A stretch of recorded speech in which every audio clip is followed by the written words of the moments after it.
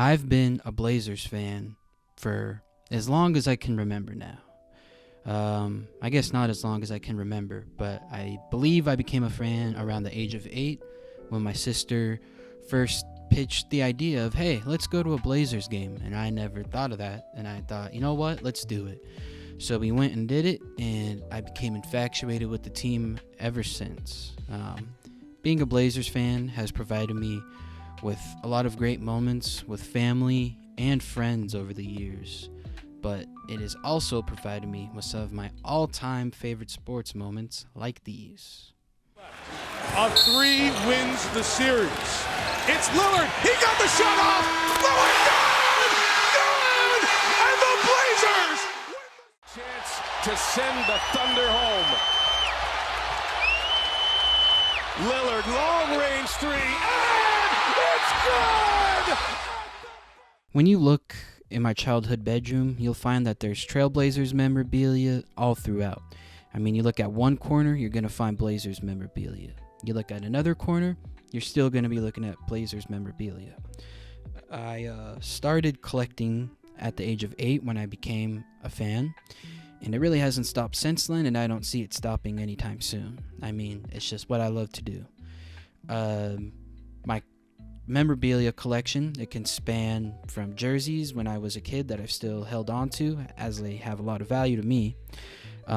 It could be shirts that are Blazer-esque that I've found to be cool. It could be a used by an actual Trailblazer practice jersey. I've got signed memorabilia from Blazers that I've met in person.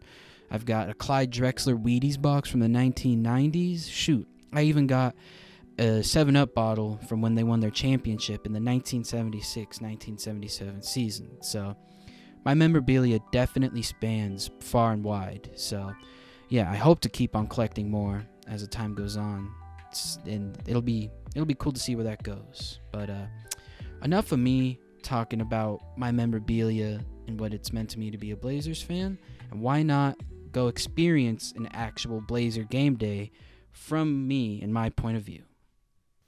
Usually I wear a jersey to the Blazer game, or a Blazer jersey, but I didn't pack one home this time, so I found this Dame Time shirt in my closet, and it did the job for the night.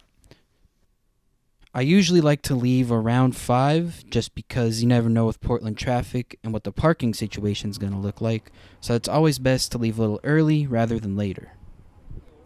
I usually get to the game around an hour to an hour and a half before it starts. I like doing this because you never know with the lines. As you can see here, the lines can be quite big, so I usually like to reassure that I'll be there in time before the game starts. And also, I like to walk around the stadium. You never know what you're going to see, so I'll usually like to make a quick stop in the team store, as who knows, maybe there's a good sale going on. And if I'm not doing that, I also like going to the 100 level, because I know I'm not going to be able to sit there, and it's nice to admire the view for the chance I'm able to. The game that I went to happened to be Native American night for the Blazers. So they were giving out free swag at the front door, which was this bandana here and what I believe to be a microfiber towel, which I thought was cool that they were giving out free merch. When I got to my seats, I was honestly pretty pleased with the view for it being a 300 level seat. And I haven't been to a game since they've installed their new hustle board and jumbotron, which I thought was cool that they implemented this new TV here for the fans I can't see way up at the top. Once I got to my seat, I decided I was a little hungry, but I went and looked at the menu prices, and no way in the world was I going to pay those prices. So I settled for the $5 hot dogs and the $5 bottle of water, which still in my eyes is a complete ripoff, but I was hungry, and that was the most affordable thing they had. After I got the food, it was about another 30 to 45 minutes before the game actually started. But during those times, the national anthem and the player introductions were happening. So, before I knew it, we were rapidly approaching tip-off. The game went okay for the Blazers. It was competitive all throughout, but they weren't able to pull off the win.